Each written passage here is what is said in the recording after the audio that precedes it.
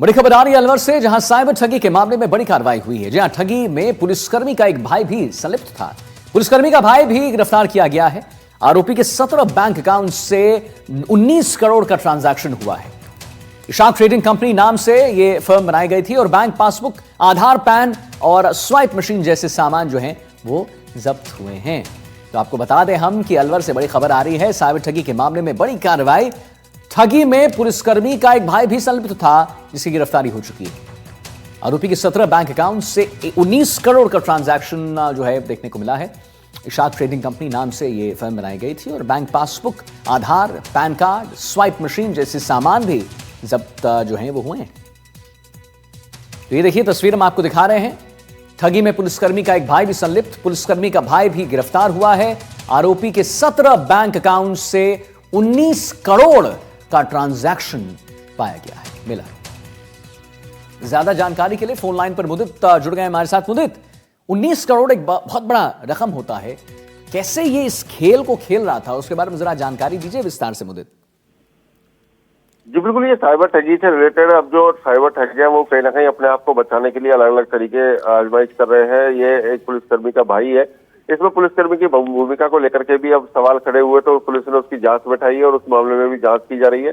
और ये जो आरोपी पकड़ा गया है इसके खिलाफ पूर्व में भी मामले दर्ज है। इसके भाइयों के खिलाफ भी मामले दर्ज है, जो कि गोपालगढ़ क्षेत्र से बिलोंग करते हैं। वहां पर भी इनके खिलाफ मामले दर्ज हुए और इस पूरे मामले को लेकर के म्यूल अकाउंट्स इन्होंने बनाए थे और एक फर्म बना करके ये उसमें साइबर ठगी का पैसा ले रहे थे, जिससे कि शक ना हो। और एक फर्म बनाने के साथ ही जब पुलिस को इस पर संदेह हुआ, पुलिस ने इसकी जांच करी, तो कई अकाउंट होल्डर इसमें मिले, जिन अकाउंटों के आधार पर ये लगातार साइबर ठगी का पैसा ले रहे थे। तो उसका ट्रांजेक्शन जब नोट किया गया तो करीब 19 करोड़ रुपए की राशि का आकलन इसमें आया, जिसके बाद पुलिस ने इस पर कार्रवाई करते हुए इस पूरी फर्म से रिलेटेड म्यूल अकाउंट जो इन्होंने बनाए थे उनको लेकर के पुलिस ने कार्रवाई की है। और पुलिस इस पूरे मामले को लेकर के एविडेंस कलेक्ट कर रही है और जो डिजिटल एविडेंस है उन पर भी पुलिस का पूरा फोकस है, किस तरह से ये अकाउंट को चला रहे थे, कहाँ से पैसा आया है, और उन पूरे डिटेल्स को पुलिस खंगालने में जुटी हुई है। जी, पूरे डिटेल्स को पुलिस जो है खंगालने में जुटी हुई है। चलिए ठीक है, बहुत बहुत धन्यवाद करेंगे आपको मुद्दत महत्वपूर्ण जानकारी देने।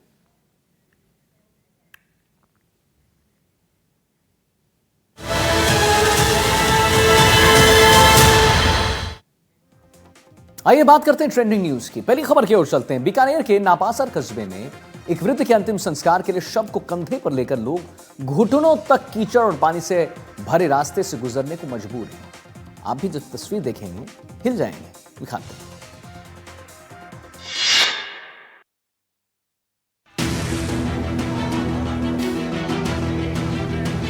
विकास की बातों और योजनाओं की हकीकत तब सामने आती है जब जमीनी सच्चाई कीचड़ और जलभराव में फंसी दिखती है।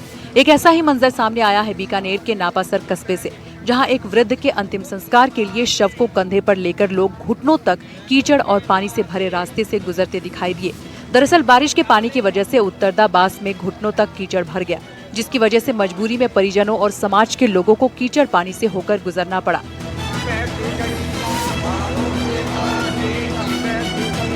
वहीं हालात देखकर परिजन और समाज के लोगों में आक्रोश देखने को मिल रहा है। लोग सिस्टम की लापरवाही पर बड़े सवाल खड़े कर रहे हैं और शमशान भूमि तक जाने वाले रास्ते को तुरंत दुरुस्त कराने की मांग पर अड़े हुए हैं। हालांकि ग्रामीणों का ये भी कहना है कि हर साल बारिश में हालात इसी तरह हो जाते हैं, लेकिन कभी भी इसका कोई स्थायी समाधान नहीं किया जाता।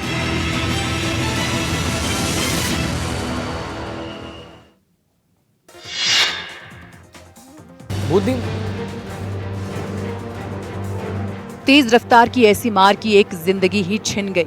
मामला बूंदी का है, जहां सड़क किनारे पैदल चल रहे दो युवकों को रोडवेज बस ने बेरहमी से कुचल डाला।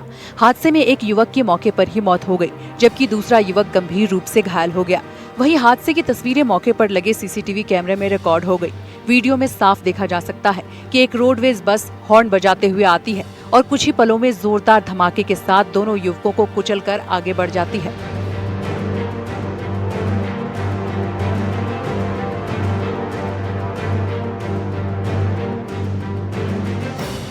तो वहीं बूंदी में हुई इस घटना ने लोगों के दिल को दहला कर रख दिया है। चंद सेकंड में तेज रफ्तार बस ने एक जिंदगी छीन ली।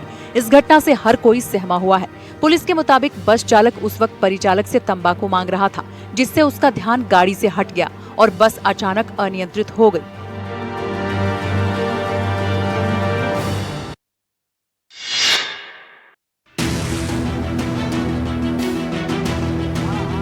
सीकर में लगातार तीसरे दिन झमाझम बारिश का दौर जारी है। सीकर शहर और नीमका थाना के साथ साथ जिले के कई इलाकों में मौसम सुहावना बना हुआ है।